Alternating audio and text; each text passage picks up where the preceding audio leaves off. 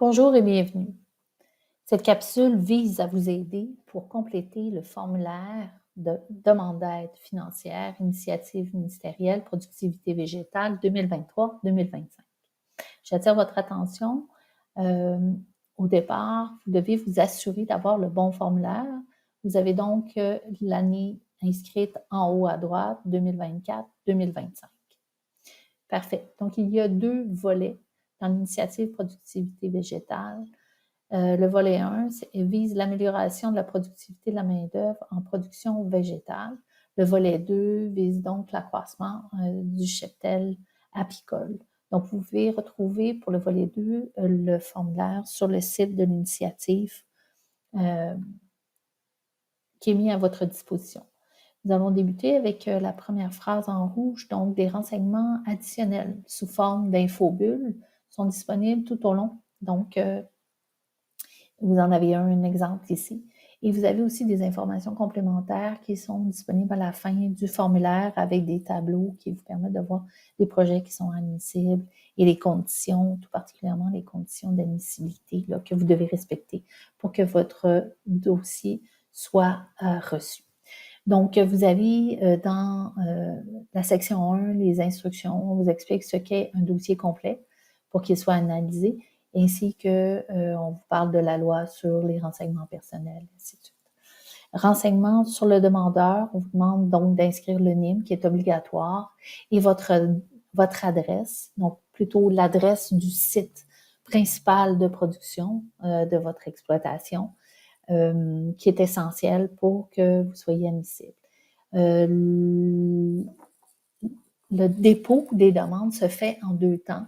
Donc, vous devez ici sélectionner donc la région pour déposer le 10 décembre 2024.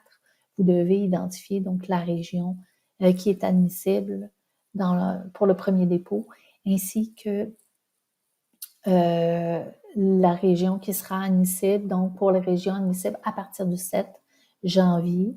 Donc, ça se fait, le dépôt des demandes se fait en 2 temps et jusqu'à l'épuisement des crédits disponibles selon la première éventualité se terminera le 7 février 2025 là, si c'est pas avant l'épuisement donc des crédits disponibles.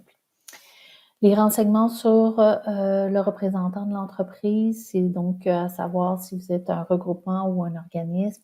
On veut avoir les coordonnées de quelqu'un qu'on pourrait contacter par téléphone ou par courriel ici. Les engagements et les obligations du demandeur, donc vous cochez toutes les cases. Admissibilité du demandeur, donc vous êtes une exploitation avec au moins 50% de revenus agricoles bruts qui provient de revenus de production végétale ciblée. On vous explique ce qu'est une production végétale ciblée ici. Ou une CUMA, donc vous devez avoir au moins 3 exploitations agricoles dans la branche qui dépose la demande. En tout temps, on vous demande un dossier d'enregistrement qui soit à jour, ce qui va faciliter le traitement de votre demande.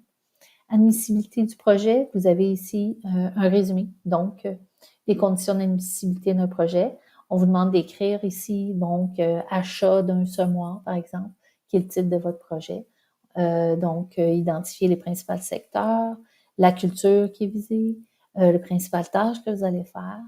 Et ici, ce qui est à retenir, c'est que vous devez compléter une annexe 1 pour chacun des équipements que vous allez donc demander. Puis mettre quelques détails si vous le désirez dans cette section-là. Sommaire du projet, donc vous avez plusieurs équipements, vous devez écrire toutes les dates de livraison prévues parce qu'aucun dépassement là, ne sera possible après le 15 février 2026. Coûts et financement, donc vous pouvez avoir droit à une bonification de 15% maximum.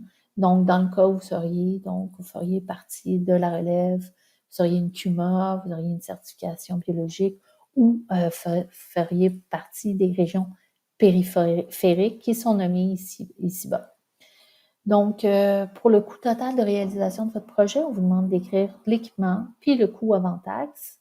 On veut s'assurer donc que vous compreniez bien ici l'aide financière antérieure. Donc, est-ce que vous avez déjà reçu d'un autre programme du ministère de l'Agriculture une aide financière pour l'équipement que vous allez demander pour lequel vous allez demander une aide financière? Est-ce que vous avez déjà reçu dans une autre version de l'initiative Productivité végétale une aide financière pour le même équipement? Ou encore, est-ce que au cours de la dernière année, donc vous auriez reçu des aides financières dans le cadre de l'initiative 2023-2025? Parce qu'il faut comprendre que là, nous en sommes à un deuxième appel de projet. Donc, le montant total de l'aide reçue ne peut pas excéder 50 000. Donc, on va déduire le montant que vous allez nous déclarer ici là, pour l'aide financière qui va être calculée dans la prochaine dans le prochain dépôt d'aide. Cumul des aides financières publiques, c'est à vous de voir si vous recevez des aides financières agricoles et ainsi de suite. Vous pouvez l'inscrire dans la section précédente. Documents à joindre à la demande d'aide. Eh bien, ici, c'est bien important, là, ils sont obligatoires, et ce qui fait qu'un dossier est complet. On a un formulaire, donc, qui est complet, complètement rempli et signé. On a une annexe 1 pour chacun des équipements, pour lequel vous allez demander une aide financière.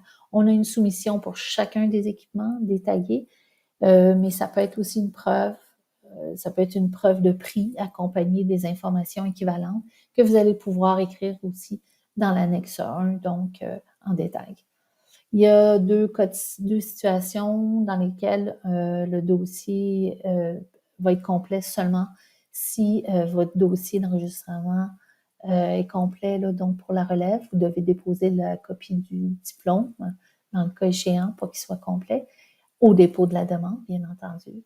Puis, les clientèles spécifiques, là, on parle aussi, là, donc, si vous avez une procuration, vous devez donc la joindre au dépôt de la demande.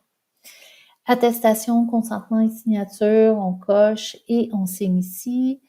Consentement à l'échange de renseignements avec la financière agricole, par exemple. On signe ici. Et donc, vous avez les deux adresses, là, selon que vous soyez dans une région périphérique. Vous utilisez la première à partir du 10 décembre. Et donc, sinon, la deuxième à partir du 7 janvier.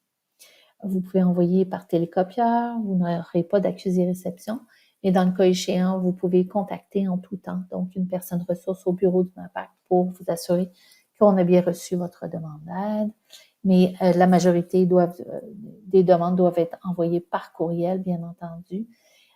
Consultez la page Internet de l'initiative pour avoir plus d'informations.